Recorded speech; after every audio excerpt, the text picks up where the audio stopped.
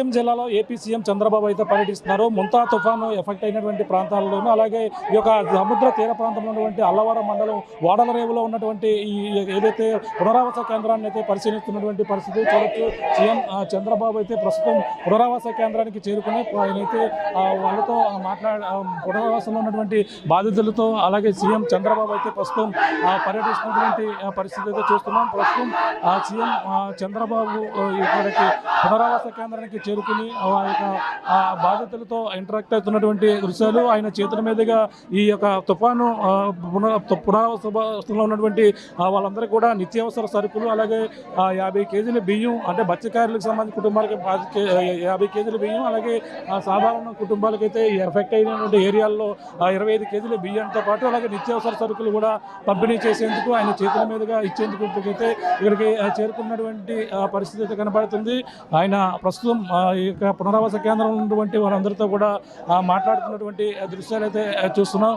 ఆయన ఏదైతే ఇప్పుడు ప్రస్తుతం నేరుగా ఇక్కడికైతే చేరుకున్నారు. అల్లవరం మండలం వాడల రేవులో ఉన్నటువంటి పునరావాస కేంద్రం గత కొన్ని రోజుల నుంచి కూడా తుఫాను తీర ప్రాంతం, ఈ యొక్క ఏదైతే తుఫాను ఎఫెక్ట్ అయినటువంటి ప్రాంతం పక్కన అత్తరవేది దగ్గర సమీపంలోనే తీరం దాడిన నేపథ్యంలో ఈ ప్రాంతంలో ఉన్న వాళ్ళందరినీ కూడా ముందుగానే గత కొన్ని రోజుల నుంచి కూడా అప్రమత్తమైంది. వాళ్ళందరినీ కూడా సురక్షిత ప్రాంతాలకి తరలించే క్రమంలోనే ఇక్కడ కూడా ఈ తీర ప్రాంతంలో ఉన్నటువంటి వాడల రేవు సమీపంలో ఉన్నటువంటి మొత్తం మత్స్యకారి కుటుంబాలందరూ కూడా ఇక్కడికి తరలించినటువంటి పరిస్థితి ఉంది. ఎటువంటి నష్టం కలగకుండా అందరికీ కూడా ఈ యొక్క పునరావాస కేంద్రంలో షెల్టర్ ఏర్పాటు చేసి వాళ్ళకి కావాల్సినటువంటి భోజన సౌకర్యాలతో మొత్తం గత 2 రోజుల నుంచి కూడా ఏర్పాటు చేసినటువంటి పరిస్థితి ఉంది. ప్రస్తుతం అయితే ఈ తుఫాను తీవ్రతను తగ్గి అంతర్వేది వద్ద ఆ సమీపంలోని ఈ తీరం దాటిన నేపథ్యంలోనే ప్రస్తుతం అయితే ఈ యొక్క తుఫాను ఎఫెక్ట్ తగ్గడమే కాకుండా పక్కన వర్షం కూడా పడుతుంది. ఇవన్నీ కూడా లెక్క చేయకుండా ఏపీ సీఎం నేరుగా ఈ కోనసీమ ప్రాంతానికి అయితే పర్యటించేందుకైతే ఇక్కడికి చేరుకుని వాళ్ళతో కూడా మాట్లాడుతున్నటువంటి పరిస్థితి అయితే కనపడుతుంది. మత్స్యకారులు కుటుంబాలతో పాటు వాళ్ళందరి ఇక్కడ ఉన్నటువంటి అందరితో కూడా ఆయనైతే మాట్లాడుతున్నటువంటి దృశ్యాలు అయితే చూస్తున్నాం. ప్రస్తుతం అయితే ఈ యొక్క పునరావాస కేంద్రం ఉన్నటువంటి బాధితులతో అందరూ కూడా ఆయన అయితే ఇంటరాక్ట్ అవుతున్నారు. అలాగే మొత్తం అలాగైతే ఇక్కడ ఏదైతే ఈ యొక్క వాడల రేవు సంబంధించినటువంటి అందరూ కూడా నిత్యావసర సరుకులు ముఖ్యంగా వాళ్ళందరూ కూడా పంపిణీ చేస్తారు. అలాగే ఇప్పుడు అయితే జీవో పక్కన ప్రభుత్వం అయితే జారీ చేసిన నేపథ్యంలో మనం చూడొచ్చు ఆ నిత్యావసర పునరావాస కేంద్రంలో ఉన్నటువంటి మత్స్యకారులు కావచ్చు వాళ్ళందరూ కూడా నిత్యావసర సరుకులు 1 కేజీ కందిపప్పుతో పాటు అలాగే మొత్తం 1 కేజీ ఆయిల్, అలాగే బంగాళాదుంపలు, ఉల్లిపాయలు కూడా అందరికీ కూడా నిత్యావసర సరుకులు అయితే ఇక్కడ చంద్రబాబు చేతుల మీదుగా ఇచ్చారో పక్కన గవర్నమెంట్ కూడా జీవో జారీ చేసింది. అందరికీ కూడా ఏదైతే మత్స్యకార కుటుంబాలకు 50 కేజీల బియ్యంతో పాటు అలాగే సాధారణ కుటుంబాలకు 25 కేజీల బియ్యం ఇచ్చేందుకు పక్కన ఇచ్చారు. అలాగే కేజీ కందిపప్పు, కేజీ నూనె, అలాగే బంగాళాదుంపలు, ఉల్లిపాయలు కూడా ఇచ్చి అలాగే సీఎం చంద్రబాబు చేతుల మీదుగా అయితే ఇప్పుడు ఇక్కడ అల్లవరం మండలంలో ఉన్నటువంటి వాడల రేవులో ఉన్న పునరావాస కేంద్ర బాధితులందరూ కూడా ఆయన చేతుల మీదుగానే స్వయంగా ఇచ్చినటువంటి పరిస్థితి ఉంది. పునరావాస కేంద్రంలో ఉన్న వారికి అయితే అందించేటువంటి పరిస్థితి ఉంది. వీళ్ళకి ఎటువంటి సౌకర్యాలు అందిస్తున్నారు మాట్లాడే ప్రయత్నం చెప్పండి. ఏ విధంగా మత్స్యకార కుటుంబాలకి ఎటువంటి సాయం అందిస్తుంది? మత్స్యకార కుటుంబాలకంటే 50 కేజీల బియ్యం అండి, తర్వాత ఏమో కేజీ పామాయిల్, కేజీ కందిపప్పు, కేజీ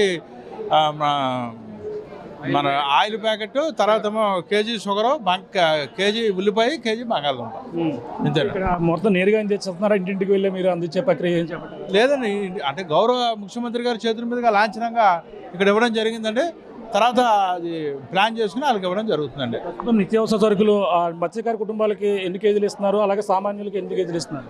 మత్స్యకార కుటుంబాలకి 50 కేజీలు అండి. పునరావాస కేంద్రంలో ఎవరైతే ఉన్నారో వాళ్ళకి 25 కేజీలు ఇస్తున్నారు.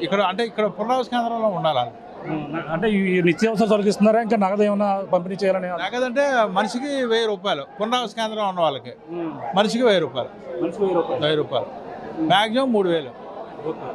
ఇది మనిషికి 1000 రూపాయలతో పాటు అలాగే 3000 రూపాయలు కూడా నష్టపరిహారం ఇచ్చేందుకు కూడా ఏర్పాటు చేస్తున్నారు. ప్రస్తుతం ఇవే మొత్తం చంద్రబాబు చేతుల మీదుగా ఇచ్చినటువంటి రైసు, అలాగే 50 కేజీల మూటతో పాటు నిత్యావసర సరుకులు, అలాగే కందిపప్పు, ఆయిల్ ప్యాకెట్, ఉల్లిపాయలు, బంగాళదుంపలకు సంబంధించినటువంటి మొత్తం అన్ని కూడా ఆయన చేతుల మీదుగా ఇచ్చినటువంటి పరిస్థితి. మొదటి నుంచి కూడా తుఫాను ప్రభావిత ప్రాంతాల్లో ఎవరు కూడా ఎటువంటి ఆస్తి నష్టం కూడా జరగకుండా చూసేందుకు అన్ని ఏర్పాట్లు చేయాలని ముందు నుంచి కూడా అప్రమత్తం చేశారు. ఈ నేపథ్యంలోనే ఈ యొక్క కోనసీమ జిల్లాలో ఉన్నటువంటి ప్రభావిత ప్రాంతాల్లో ఎటువంటి నష్టం కలగకుండా లేకుండా ఇప్పటికే అన్ని ఏర్పాట్లు చేస్తారో పక్కన తుఫాను తీరం దాటింది. అలాగే ఎటువంటి నష్టం కూడా జరగని పరిస్థితి. అక్కడ ఏదైతే కొన్ని ప్రాంతాల్లో చెట్లు అలాగే స్తంభాలు విద్యుత్ స్తంభాలు కూడా నెలకొరిగినటువంటి పరిస్థితి మాత్రమే ఉంది. అలాగే మొత్తం ఎక్కడైనా ఏదైనా ఎఫెక్ట్ అయిన ప్రాంతాల్లో అన్ని విధాలు కూడా ఆదుకునేందుకు ప్రభుత్వం సిద్ధంగా ఉందని కూడా చెప్పుకొస్తారు. ఈ నేపథ్యంలోనే కోనసీమ జిల్లాలో సీఎం చంద్రబాబు పర్యటన అయితే ప్రస్తుతం అయితే కొనసాగుతుంది. తుఫాను ప్రభావిత ప్రాంతాలలో పాటు అలాగే ఈ యొక్క పునరావాస కేంద్రాల్లో ఉన్నటువంటి ఈ యొక్క పునరావాస బాధితులతో కూడా మాట్లాడి వాళ్ళతో ఇంటరాక్ట్ అయ్యి వాళ్ళ 3 రోజులు కూడా ఎటువంటి సమస్యలు ఉన్నాయి, వాళ్ళు ఎటువంటి 3 పూటలా కూడా ఎటువంటి మీకు ఇక్కడ పునరావాస కేంద్రంలో ఎటువంటి సౌకర్యాలు ఏర్పాటు చేశారు, ఇవన్నీ కూడా వాళ్ళతో మాట్లాడినటువంటి పరిస్థితి అయితే ప్రధానంగా కనబడుతుంది. దీని తర్వాత అయితే ప్రస్తుతం ఇది ముగిసిన తర్వాత ఆ యొక్క తుఫాను ప్రభావిత ప్రాంతాల్లో పంట నష్టపోయినటువంటి ప్రాంతాల్లో కూడా సీఎం కూడా చంద్రబాబు కూడా పర్యటించి ఆ యొక్క ప్రాంతాలను కూడా పూర్తిగా నష్టపోయినటువంటి రైతులు కూడా అన్ని విధాలుగా ఆదుకుంటామని పక్కన అచ్చెన్నాయుడు కూడా చెప్పారు. ఆయన కూడా స్వయంగా పరిశీలించి పంట నష్టంపై ఒక అంచనా వేసిన తర్వాత అన్ని విధాలుగా ఆదుకునేందుకు అలాగే ప్రభుత్వం సంసిద్ధంగా ఉందని సీఎం చంద్రబాబు చెప్తున్నటువంటి పరిస్థితి ప్రధానంగా కనబడుతుందని చెప్పాలి. పునరావాస కేంద్రంలో ఉన్నటువంటి బాధితులతో మాట్లాడి అయితే తిరిగి వస్తున్నారు. అలాగే కింద ఉన్నటువంటి బాధితులతో ఇంటరాక్ట్ అయ్యారు. ఆయన చేతుల మీద కూడా ఆ నిత్యావసర సరుకులు కూడా పంపిణీ చేశారు. ఆ నిత్యావసర సరుకులు పంపిణీ చేసిన తర్వాత అయితే తిరిగి వస్తున్నటువంటి దృశ్యాలు చూస్తున్నాం. ప్రస్తుతం ఆయన ఏదైతే అల్లవరం మండలంలో ఉన్నటువంటి వాడలరేవు పునరావాస కేంద్రానికి అయితే చేరుకుని మొత్తం ఇక్కడ ఉన్నటువంటి బాధితులతో కూడా ఆయన అయితే ఇంటరాక్ట్ అయినటువంటి పరిస్థితి. ఆయన చేతుల మీదగానే నిత్యావసర సరుకులు జారీ చేసినటువంటి పరిస్థితి. ఇంకా తుఫాను ప్రభావిత ప్రాంతాల్లో పర్యటించబోతున్నారు. ప్రస్తుతం మనం చూడొచ్చు. ఇప్పుడు ఆయన లోపల నుంచి వెళ్ళారు, పైకి కూడా వెళ్ళి ఆ యొక్క పైన ఉన్నటువంటి బాధితులతో కూడా మాట్లాడి ఈ 3 రోజులు కూడా ఏర్పాట్లు ఎలాగున్నాయి, ఇక్కడ ఎటువంటి సౌకర్యాలు ఏర్పాటు చేశారనే దానిపై ఆయన అయితే పూర్తిగా వాళ్ళతో మాట్లాడినటువంటి పరిస్థితి ఉంది.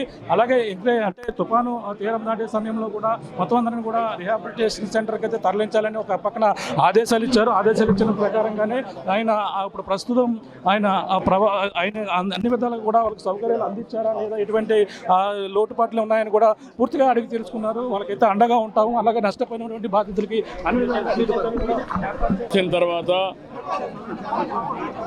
మోంతా తుఫాన్ అయితే చాలా ప్రమాదకరంగా వస్తుందనే ఉద్దేశంతోనే ముందుగానే ప్లానింగ్ చేసుకున్నాం.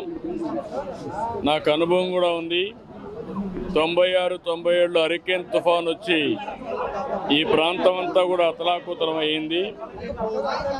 అదే మరి అనేక సందర్భాల్లో తుఫాన్లు చూసాం. ఇప్పుడు టెక్నాలజీ కూడా బాగా ఇంప్రూవ్ చేసుకున్నాం. దీనివల్ల 5 రోజుల నుంచి అన్ని ప్రివెంటివ్ మెజర్స్ అని తీసుకున్నాం.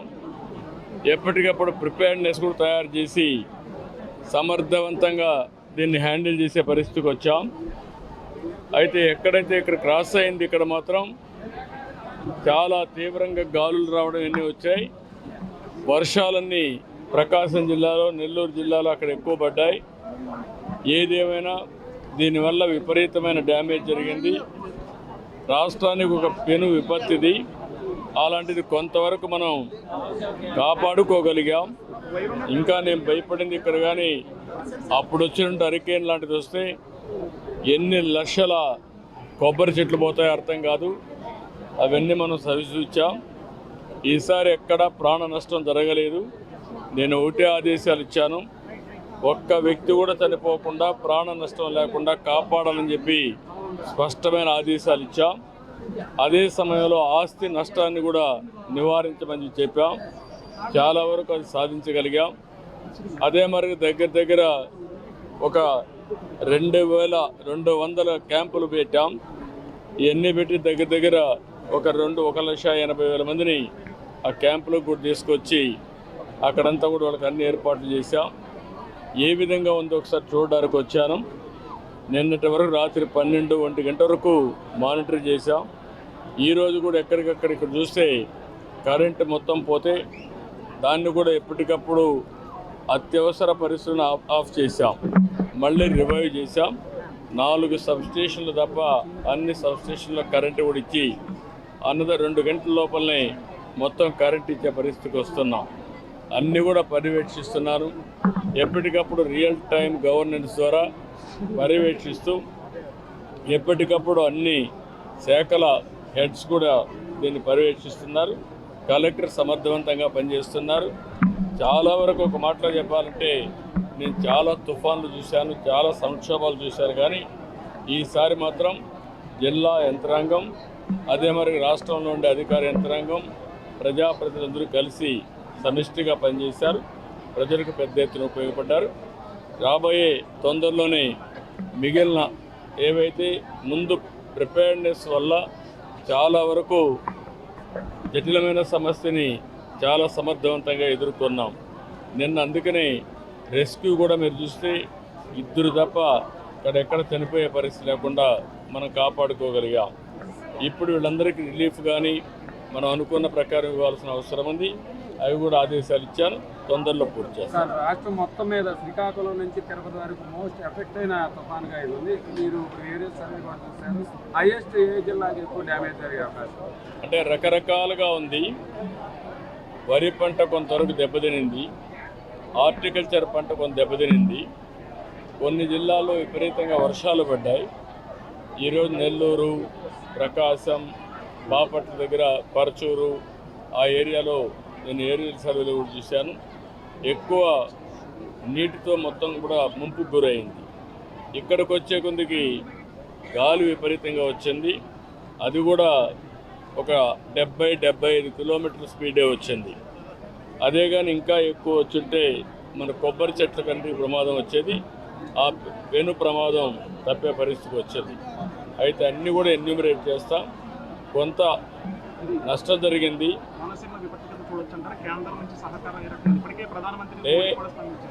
అందరూ స్పందించారు, మనం కూడా జాగ్రత్తలు తీసుకున్నాం. ఇక్కడ ఆస్తి నష్టం ఎంత ఉందో దానిపైన రిపోర్ట్ ఇస్తాం. ఆ రిపోర్ట్ ప్రకారం యాక్ట్ చేస్తాం. వాళ్ళు కూడా కౌలు రైతులకే వస్తుంది, నష్టపరిహారం ఉంటే వాడికే వస్తుంది.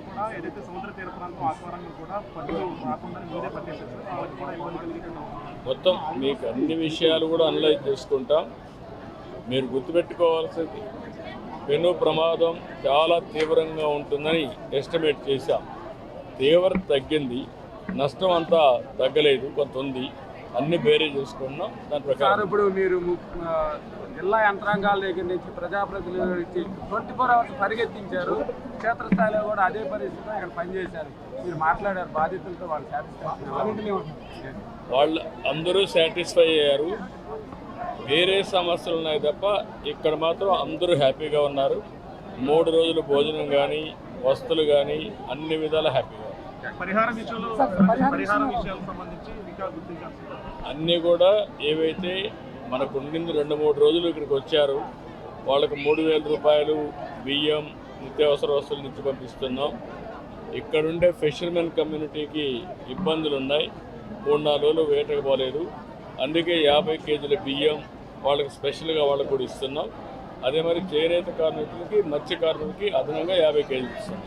ప్రస్తుతం అయితే మాట్లాడారు. గతంలో ఏదైతే 1996 తుఫాను లాంటిది కూడా మేము ఎంత ఎదుర్కొన్నాం, అటువంటి తుఫాను ఇప్పుడు కూడా ఆ విధంగా ఎటువంటి నష్టం జరగకుండా ముందస్తుగా జాగ్రత్త చర్యలు తీసుకోవడంతోనే ఆ నష్టం అయితే తగ్గిందని, అలాగే 1-2 మినహా మొత్తం అన్ని విధాలుగా కూడా ఎవరు కూడా నష్టపోలేదు. వాళ్ళు నష్టపోయిన వాళ్ళందరూ కూడా అన్ని విధాలు కూడా ఆదుకుంటామని కూడా సీఎం చంద్రబాబు అయితే చెప్తున్నారు. అలాగే ముందు నుంచి కూడా సహాయక చర్యలతో పాటు అనేక జాగ్రత్త చర్యలు తీసుకోవడంతోనే ఈ తుఫాను తీవ్రత మొత్తం అన్ని విధాలుగా ఉన్నప్పటికీ ఆ తీవ్రతని బట్టి ఇక్కడ ఉన్న అన్ని సహాయక చర్యలు కూడా చేపట్టడం, ముందుగానే పునరావాస కేంద్రాలకి తరలించిన నేపథ్యంలోనే ఎటువంటి ప్రాణ నష్టం కూడా జరగలేదు. కేవలం నష్టపోయిన పక్కన వ్యవసాయం వాటిని కూడా అన్ని విధాలు కూడా ఆదుకుంటామని కూడా చెప్పుకొస్తున్నారు. ప్రస్తుతం అయితే ఆయన సీఎం చంద్రబాబు పర్యటన అయితే కోనసీమ జిల్లాలో తుఫాను ప్రభావిత ప్రాంతాల్లో కొనసాగుతుందని చెప్పాలి. మొత్తం అన్ని విధాలుగా కూడా మత్స్యకారులతో పాటు ఈ యొక్క తీర ప్రాంతంలో ఉన్నటువంటి అందరిని కూడా ఆదుకుంటామని కూడా సీఎం చంద్రబాబు చెప్తున్న పరిస్థితి ప్రధానంగా ఉందని చెప్పాలి. ఇది కూడా తాజా పరిస్థితి.